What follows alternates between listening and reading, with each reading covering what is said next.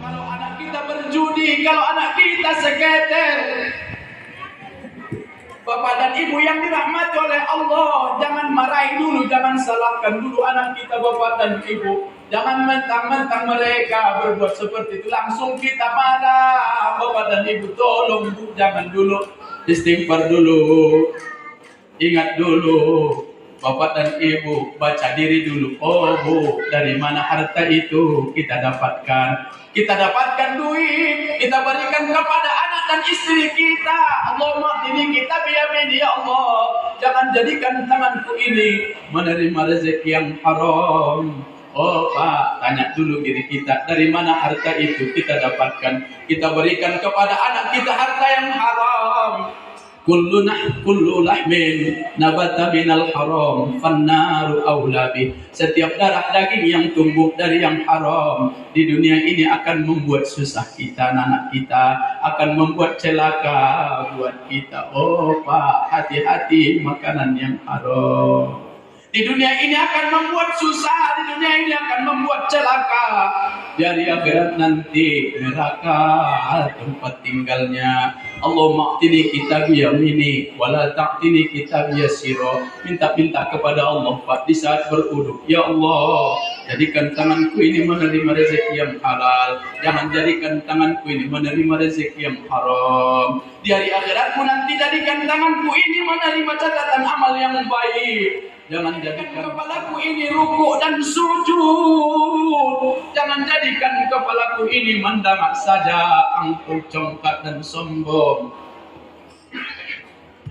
Betapa mulianya Allah memberikan nikmat kepada kita, Bapak dan Ibu. Sepandai-pandai orang bersyukur adalah dengan nikmat yang diberikan oleh Allah, dilaksanakan untuk sujud kepada Allah. Ini kadang-kadang tidak, mulai pagi sampai sore, beras keringat banting tulang mencari kehidupan yang namanya dunia. Zuhur di pekerjaan, asar di perjalanan, maghrib kecapean, isya ketiduran, subuh kesiangan. Bapak dan Ibu yang dirahmati oleh Allah, pantas tidak ada ketenangan dan kebahagiaan bersujud kepada Allah. Bapak dan Ibu yang dirahmati oleh Allah, dan sholat ini setelah di dunia ini, dan sholat ini adalah amalan yang bisa menenangkan dan membahagiakan kita. Yang pertama nanti dipertanyakan oleh Allah, dari seluruh amalan adalah amalan sholat. Oh Pak, amalan sholat ini yang dipertanyakan oleh Allah. Bu, Bapak dan Ibu, siapa kita yang bisa bahasa Arab di sini? Pertanyaan alam kubur itu Bu, bahasa Arab. Marrabbuka, siapa Tuhanmu? Siapa yang kita yang bisa bahasa Arab Pak? Walaupun kita guru bahasa Arab di dunia ini, mohon izin Pak, tidak laku di alam kubur. Bahasa Arab kita itu enggak laku di alam kubur. Kenapa tidak laku Ustaz? Pesan Allah dalam Al-Quran, surah Yasin yang kita baca, al-yawma nakhtimu ala afwahihim wa tukallimuna aydihim wa tashhadu arjuluhum bima kanu yaksibun. Pada saat itu nanti mulut manusia sudah dikunci rapat oleh Allah, tak bisa ngomong lagi. Maka orang yang pandai bahasa Arab di dunia ini sekalipun tak bisa bicara lagi, sudah dikunci rapat oleh Allah. Jadi siapa yang menjawab pertanyaan malaikat mungkar, marrabbuka, maka sholat zuhur akan datang, Allahu Rabbi. Itu yang menjawab Pak. Marrabbuka, siapa Tuhanmu? Salat asar akan datang, Allahu Rabbi. Salat maghrib, isya, subuh akan datang, Allahu Rabbi. Apa ikutanmu? Apa kitabmu? Bapak dan Ibu, ma imamuka? Jawabnya adalah Al-Quran dengan bahasa Arab, tapi bahasa Arab tak laku lagi. Tapi apa yang menjawab itu nanti Bapak dan Ibu, di saat ditanya apa kitabmu, ma imamuka, maka Al-Fatihah itu akan datang nanti menjawabnya, Alhamdulillahirabbil alamin, Ar-Rahmanir Rahim, Maliki Yaumiddin. Bapak dan Ibu, jangan main-main dengan Al-Fatihah, karena Al-Quran itu terkandung dalam surah Al-Fatihah. Bapak dan Ibu yang dirahmati oleh Allah, makanya bacaan Al-Fatihah itu jangan pertahankan, Bu. Mulai dari kelas 3 SD dulu kita belajar Al-Fatihah sampai hari ini, itu juga lah Al-Fatihah kita. Oh Pak, Alhamdulillah madrasah kita ada, Ustadz kita ada. Oh Pak, tolong sekali-sekali jumpai dulu Ustadz kita. Tujuannya apa Ustadz? Dengarkan dulu Al-Fatihah saya. Oh, pernahkah Ibu perdengarkan Al-Fatihah Ibu? Termasuk mohon izin Bu, Nazam Al-Barzanji itu tadi. Oh Bu, jumpai dulu anak kita Ori yang tadi. Madan lillah,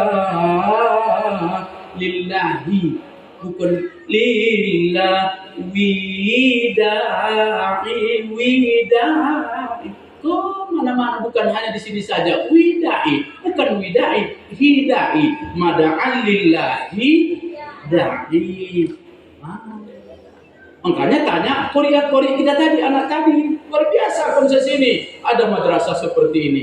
Yakin dan percayalah Bapak dan Ibu, kalau Bapak Ibu mempertahankan madrasah ini tahun-tahun ke depan, ini kampung kita ini akan bermartabat, disegani orang. Apa yang membuat orang segan adalah di sini ada ilmu agama. Nah, Bapak dan Ibu yang dirahmati oleh Allah Subhanahu wa taala, itu sudah luar biasa, Pak. Sudah luar biasa tadi itu kuri kita itu.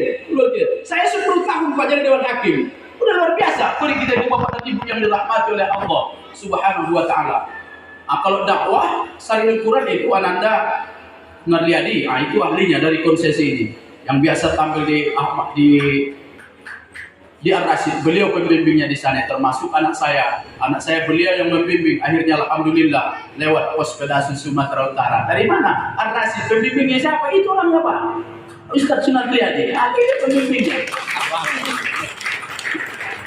Nah, Bapak dan Ibu yang dirahmati oleh Allah Subhanahu wa taala, inilah yang dipertanyakan oleh Allah nanti di alam kubur. Apalagi melihat usia-usia kita. Kalau saya lihat, ya Allah, usia-usia kita hari ini, Bapak dan Ibu, sudah semakin merunduk. Saya Pak belakangan ini alhamdulillah sudah bisa saya melihat orang yang calon-calon jenazah. Ya, makanya agak saya lihat kemarin tadi, innalillahi wa inna ilaihi raji'un. Saya pikir ibu-ibu juga, ibu-ibu yang agak banyak. Berapa rupanya Ustaz? Ustaz berapa rupanya?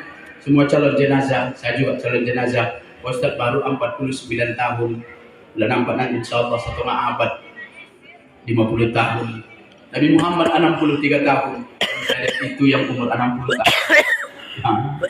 Izin Pak. Yang 70 tahun. Tuhan 70 tahun. Nabi Muhammad berapa? 63 tahun. Kalau 50 tahun tinggal 13 tahun lagi. Syukur 50 tahun. Kalau sekarang sudah 60 tahun tinggal 3 tahun lagi. Syukur 60 tahun. Kalau sekarang 62 tahun 11 bulan. Tinggal sebulan lagi. Liang lahat muat seorang. Gelapnya wahai tiada terkira. Selesai tanah ditimbun orang. Tinggallah badan seorang diri. Ya Allah, anak kita, istri kita tak mau ikut. Katanya sehidup semati. Mana? Tak bisa Pak. Tak bisa sehidup semati. Bohong Pak. Seorang jenazah itu kalau sudah sampai ke kubur, mengantarnya ada 3. Yang pertama ahluhu, keluarganya. Wa maluhu, hartanya. Wa amaluhu, amal ibadahnya. Sampai ke kubur, setelah dikubur farji'an isnani, maka 2 di antara yang 3 itu akan pulang. Yang pertama keluarganya, yang kedua maluhu, hartanya. Harta dan anak, keluarga akan pulang yang bersama dengan dia amal ibadahnya. Bila amal ibadah yang akan menyelamatkan kita di alam kubur, saya tanya Bapak dan Ibu, mulai kita bisa sholat Pak, sholat yang mana yang bisa menjawab pertanyaan malaikat munkar wa nakir? Sholat yang mana Pak? Insyaallah. Oh Bu, udah lama Ibu sholat? Udah. Andainya besok kita dipanggil oleh Allah, salat yang mana Bu yang bisa membela ibu? Kalau suami ibu jangan harapkan Bu. Anak ibu belum tentu. Bapak dan ibu yang dirahmati oleh Allah, makanya sekolahkan ke pesantren. Oh Ustaz, walaupun tak ada amal ibadah, ada anakku yang akan mendoakan. Tidak bisa Pak. Kalau tidak ada amal kita, anak kita tidak mau surga kita Pak, tidak bersambung. Umpamanya kita sudah dikubur dibaca Ustaz talqin. Wahai ayah, apabila datang malaikat mungkar wa nakir kepadamu bertanya siapa Tuhanmu, tolong jawab Allahu Rabbi. Dibaca talqin Pak. Di sini kalau ada meninggal pakai talqin Ustaz. Pakai talqin. Ini anak hafal Quran. Hafal anaknya Quran. Ulama mendoa, baca talqin di atas kubur ayahnya. Wahai ayah, malaikat mungkar wa nakir sudah bertanya kepadamu ayah, siapa Tuhanmu? Tolong jawab ayah, Allahu Rabbi. Tapi tidak ada jawaban. Kenapa? Sholat batinggalan, puasa penyakit mah, zakat manipu, haji merasa tak mampu. Oh ya, tolong jawab ayah, Allahu Rabbi. Tak ada jawaban. Maka dijawab malaikat mungkar wa nakir. Apa kata malaikat mungkar wa nakir? Nomor yang Anda tuju tidak dapat dihubungi atau berada di luar jangkauan. Cobalah beberapa saat lagi. Kenapa Pak? Seorang anak tinggi signal, dalam kubur tak ada signal. Seorang anak hafal Quran, seorang ayah tak ada sholat. Oh ya, udah 2 kali ayah, tolong jawab Allahu Rabbi.